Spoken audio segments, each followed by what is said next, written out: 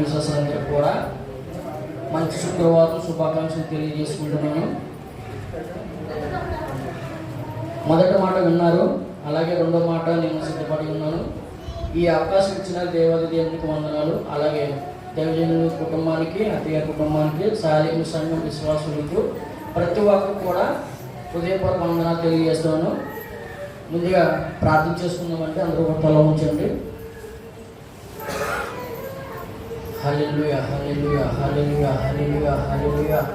మహాపరిశుద్ధుడైన దేవా, నీకు లెక్కలేని వేలాది వందనాలు, స్తోత్రములు, స్తోత్రములు, స్తోత్రములు, స్తోత్రములు, స్తోత్రములు. దేవా, మమ్మల్ని అతి మిక్కిలిగా ప్రేమించిన ప్రియ పరలోకపు తండ్రి, నీ ఘనమైన నామమునకు లెక్కలేని వేలాది వందనాలు, స్తోత్రములు తండ్రి. నాయన, మీరు ఇచ్చిన సమయాన్ని బట్టి తండ్రి ప్రభువా, మీరు మా గురించి కలవరి గిరిలో కాచిన రక్తం బట్టి వందనాలు తండ్రి ప్రభువా.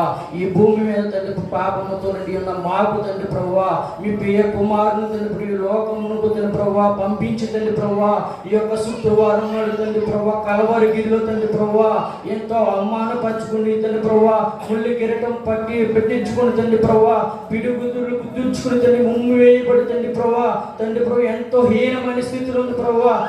కలవరి గిరిలో సిలువ వేయబడుతుంది ప్రభువా, మేకలతో గుర్తించుకుని తండ్రి ప్రభువా నీ రక్తము కాచి తండ్రి ప్రభువా మాకున్న పాపము తండ్రి ప్రభు పారదోలడానికి తండ్రి ప్రభువా కలవరి గిరిలో రక్తం చిందించిన దేవా వందనాలు, స్తుతి స్తోత్రము తండ్రి ప్రభువా. తండ్రి ప్రభు రెండో మాటగా తండ్రి మాట్లాడుతున్నాం తండ్రి ప్రభువా, ఎందుకు పనికిరాని యోగ్యుల్లో తండ్రి ప్రభువా మేము మాట్లాడుతున్నాం తండ్రి ప్రభువా.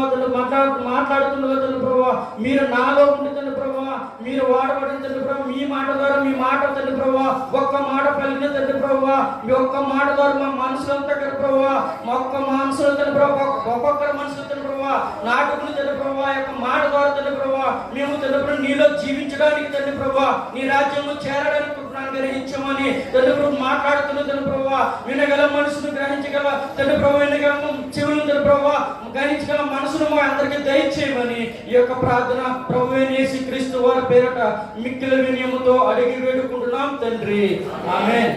హల్లెలూయా, హల్లెలూయా.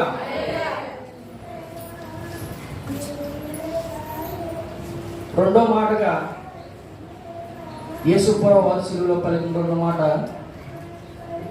అందుకు ఆయన వానితో నేడు నీవు నాతో కూడా పరదేశంలో ఉందని నిశ్చయముగా నీతో చెప్పుచున్నాను నేను. హల్లెలూయా, హల్లెలూయా. ఈ మాటలు ఎవరితో చెప్పారంటే కలవరి సిలువలో ఆ గోల్కొండ కొండ మీద ఇద్దరు దొంగలు ఉన్నారు. కుడివైపు ఒక దొంగ ఉన్నాడు, ఎడమవైపున ఒక దొంగ ఉన్నాడు. మధ్యలో యేసుప్రభు వారు వేలాడబడుతూ ఉన్నారు. ఆ మధ్యలో ఉన్న యేసుప్రభు వారు బాధ అంటే ఇన్ని గంటలు పని ఉంటారన్నది ఒక చరిత్ర గ్రంథంలో రాసి ఉంది. ఇన్ని గంటలు ఆ వీధుల్లో తిరిగిపడ్డారు, ఎన్ని గంటలు ఆ సిలువను మోసారు అన్నది కూడా ఆ చరిత్ర గ్రంథంలో ఉంది. అదైతే ఇంకా సమయం లేదు. ఎందుకంటే ఈ యొక్క రెండో మాట అర్థం ఏంటంటే రక్షణ. హల్లెలూయా, హల్లెలూయా. రక్షణ అనే మాటకు ముందు నేను ఒక దేవుడు నాకు మొన్న ఈ యొక్క రెండో మాటను ప్రార్థన చేస్తున్నప్పుడు రక్షణ అన్న మాట మీద నేను ప్రిపేర్ అవుతున్న సమయంలో స్నేహితుడు అనే మాట మీద మాట్లాడమన్నాడు దేవుడు. అది నేను దైవజనులకు తెలియజేసినప్పుడు అయ్యగారు ఏంటంటే మరి నేను రెండో మాట నేను రక్షణ గురించి మాట్లాడాలనుకున్నాను, రెండో మాట స్నేహితుడు అన్న మాట చూపించారండి. దేని మీద ప్రిపేర్ అవ్వమంటారని అన్నప్పుడు నా దేవుడు అయ్యగారి ద్వారా నాకు మంచి వాక్యం ద్వారా బలపరిచారు. అదేంటంటే మన నిజమైన స్నేహితుడు ఎవరండి? హల్లెలూయా. నిజమైన స్నేహితుడు యేసుప్రభు వారు. దానికి నిదర్శనం కలవరి కొండ మీద ఆయన రక్షణ చేదపట్టుకుని ఆయన రక్తం చిందించినప్పుడు మన పాపంలోనే కొట్టవేయబడే అలాంటి వారు ఎవరండి ప్రపంచంలో ఎవరైనా ఉన్నారండి? లేరు. కానీ యేసుప్రభు వారు మన పాపముల నిమిత్తం ఆయన తండ్రి కుమారుని భూలోకం పంపి ఆయన యొక్క శిలువ యాగం చేయడం వల్లనే మనకి పాపంలోని కొట్టవేయబడే. హల్లెలూయా, హల్లెలూయా. అందువల్ల ఏంటంటే నిజమైన స్నేహితుడు మన గాయమును కట్టును. నిజమైన స్నేహితుడు డబ్బు రూపంలో కట్ట కాదండి, తన ప్రాణం పెట్టును. ప్రాణం పెట్టే స్నేహితుడు ఈ లోకంలో యేసుప్రభువు తప్పించి మరొక దేవుడు లేడని నేను చెబుతున్నాను. హల్లెలూయా. హల్లెలూయా. నిజమైన స్నేహితుడు కొరకు తన ప్రాణం పెట్టును. నిజమైన స్నేహితుడు ప్రభు అయిన యేసు ప్రభు వారు మన పాపాల కొరకు శిలువలో తన ప్రాణాన్ని అర్పించారు. ఎందుకు అర్పించారండి? మన పాపాల నిమిత్తమై యేసు ప్రభు ఇచ్చారు. ఆ పాపముల నిమిత్తమై ఆ కలవరి కొండ మీద ఎన్నో బాధలు పడి మరి ఆ యొక్క శిలువ యాగం చేయడం వల్లే మన రక్షణ బంధం ఈ రోజున మనం ఈ మందిరంలో ఉండగలుగుతున్నాం. హల్లెలూయా, హల్లెలూయా. ఇంకా విషయం ఏంటంటే యేసు ప్రభు వారికి ఆ పక్కన దొంగ ఈ పక్కన దొంగ ఉన్నారు. అసలు విషయం ఏంటంటే దొంగ గురించి రెండు మాటలు చెప్పడం జరిగింది. ఏమన్నారంటే దొంగ కుడివైపున ఉన్న దొంగ పేరు డిస్మస్.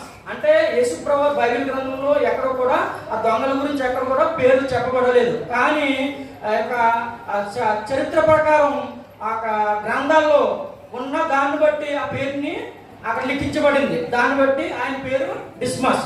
ఎడమవైపున దొంగ పేరు గెస్టోస్. ఎందుకంటే కుడివైపున ఉన్న దొంగ ఈ పరదేశంలో ఉంటామని దేవుడు అన్నప్పుడు ఆయన రాజ్యంలో తీసుకువెళ్ళిన వ్యక్తి ఎవరంటే డిస్మస్. ఎందుకంటే కుడివైపున ఉన్న దొంగ మాత్రమే విశ్వసించాడు. దేవుడు నిజమైన దేవుడు. మనమైతే ఏ పాపము అయినా చేసి ఉన్నాం. పెద్ద బంది ఓట్లు మనం దొంగతనాలు చేసాం, చాలా మందిని హత్యలు చేసాం. కానీ దీనికైతే మనకి ఈ శిక్షకు మనమైతే పాత్రలు. కానీ ఆయన ఇటువంటి పాపం చేయలేదు, ఎటువంటి నేరం చేయలేదు. కానీ ఆయన శిలువ వేసుకున్నాడు. అందుకని చెప్పేసి ఆయన కుడివైపున దొంగ అన్నాడు, ప్రభువా నీ రాజ్యంలోకి వచ్చినప్పుడు నన్ను జ్ఞాపకం చేసుకోమని చెప్పాడు. కుడివైపున ఎడవైపున దొంగ అంటున్నాడు గెస్టస్. ఏమన్నాడంటే ప్రభువా నువ్వు దేవుడు కదా, నువ్వు దేవుడు అయితే నిన్ను నువ్వు రక్షించుకుని నన్ను రక్షించుకోని చెప్తున్నాడు. అంటే ఇలాంటి అపార్థం ఎవరుందో సాతాను ప్రేరేపణ కలిగిన వ్యక్తి ఎవరున్నారంటే గెస్టస్. ఎందుకంటే ఇప్పుడు కూడా మనం మరణంకు సంభవిస్తున్నప్పుడు ఆయన పాపము ఒప్పుకున్నాడో ఎప్పుడైతే యేసు ప్రభు వారి లోకంలో పరదేశంలో ఆయన రాజ్యం ఉంటుందని విశ్వసించిన వ్యక్తి ఎవరున్నారు?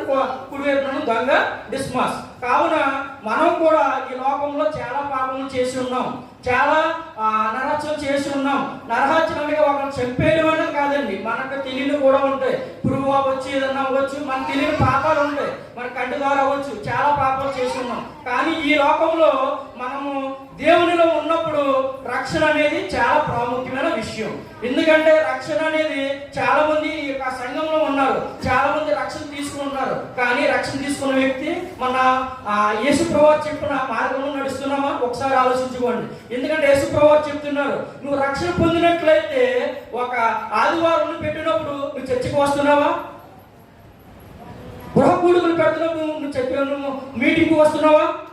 దేవుడు మాట్లాడుతున్నాడు. ఎందుకంటే మన రక్షణ తీసుకున్నామంటే మనకి ఇంట్లో కూర్చుని ప్రార్థన చేసుకోవడం కాదు, మన చర్చికి వచ్చిన ఆరాధన నియమక కూడికలు ఉంటాయి. నియమక కూడికలకు నువ్వు ఎప్పుడైతే వెళ్తున్నావు ఇంకా బలపడుతుంటావు. ఈ శిలువ ధ్యానాల ద్వారా 40 రోజులు కూడుకలు జరుగుతున్నాయి. 40 రోజుల కూడుకల్లో యేసు ఒక్క ఛాన్స్ ఇచ్చారు. ఏంటి?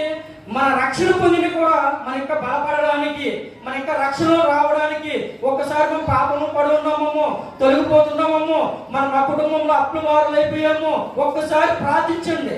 యేసు ప్రభు వారు ఆ శిలువను మోసుకు వెళ్ళినప్పుడు అమ్మా నా గురించి వేడకండి, మీ గురించి మీ పిల్లల గురించి మాత్రమే వేడకండి. ఎందుకంటే యేసు ప్రభు వారు నేను వచ్చిన పని నేను శిలువ మోయడమే, నేను రక్తం చిందించడమే. కావున ఈ యొక్క రక్తం చిందించడం వలన యేసు ప్రభువు వారు చిందించడం వల్ల మానవాళి పాపములన్నీ కొట్టువైపడ్డాయి. కానీ యేసు ప్రభువు వారు మరణించిన తర్వాత కూడా మన పాపంలో ఇంకా నడుస్తున్నామా ఒకసారి ఆలోచించుకోండి. ఎందుకంటే యేసు ప్రభువు వారు ఒక దొంగ, కుడివైపున ఉన్న దొంగ, బందిపోడిన దొంగ, అక్కడ సమయం లేదు. ఎందుకంటే సమయం లేదు, ఆసనం అయిపోయింది, కొద్ది క్షణంలో చనిపోతున్నాం. కానీ యేసు ప్రభువు వారు ఆ కుడివైపున దొంగ అంటున్నాడు, ప్రభువా నా పాపాన్ని ఒప్పుకుంటున్నాను, నేను రక్షణ చేసుకునే భాగ్యం లేదు అక్కడ ఆయనకి. ఎందుకంటే మనం నీటి ద్వారా బాప్తిజం చేస్తాం. ఒకరు చచ్చితేనే కానీ నీటి ద్వారా బాప్తిజం తీసుకుంటే రక్షణ పొందలేడు. కానీ ఆ దొంగకి మరి రక్షణ తీసుకోవాలంటే ఆ సిలువ దిగి ఆ సముద్రంలో లేదా ఆ నీటి నదిలో దిగి బాప్తిజం తీసుకోవడానికి టైం లేదు. కానీ ఎందుకంటే యేసు ప్రభువు ఆ టైం లేదు. కానీ ఒక్క మాట చాలు, అది మన హృదయంలో ఫలించినట్లయితే యేసు ప్రభువు వారు నీ ఇప్పుడే పరదేశంలో ఉంటావని నిత్యంగా చెబుతున్నారు. హల్లెలూయా, హల్లెలూయా. పరదేశం అనగా నిత్యం దేవుడు. ఒక పరదేశంలో ఏముంటాయంటే యేసు ప్రభువారు నిత్యమైన తోట, ఎంతో మంది దేవతలతో ఆరాధింపబడుతుంటారు. ఆ యొక్క రాజ్యంలో శాంతి సమాధానం ఉంటుంది. ఇక్కడ కూర్చుని చప్పట్లు కొట్టడం కాదు, ఇక్కడ కూర్చుని పనులు చేసుకోవడం కాదు. అలాంటి ఆ రాజ్యంలో ఏముండవు. ఎందుకంటే యేసు ప్రభువారిని మనం ఎప్పుడైతే అంగీకరించామో, ఎప్పుడైతే మనం మారుమనసు పొందామో, ఆయన ఆజ్ఞను అనుసరించామో, యేసు ప్రభువారి రాజ్యము మీ అందరికీ అనుగ్రహిస్తాడు. హల్లెలూయా, హల్లెలూయా. ప్రపంచ చరిత్రలో ఒక్క చిన్న అవకాశాన్ని నిత్య జీవానికి స్వతంత్రించుకోవడానికి ఉపయోగించిన వ్యక్తి ఎవరైనా ఉన్నారంటే కుడివైపున దొంగ. హల్లెలూయా, హల్లెలూయా. ఎందుకంటే అలాంటి అవకాశం కూడా మనందరికీ రావాలని ఈ యొక్క మాటలు నేను ముగిస్తున్నాను. ఈ యొక్క అవకాశం ఇచ్చిన దేవజనుల కుటుంబానికి, ఆర్టీ గారి కుటుంబానికి, సాయం ప్రార్థన అందరం విశ్వాసులందరూ కూడా హృదయపూర్వక వందనాలు తెలియజేస్తున్నాను. హల్లెలూయా.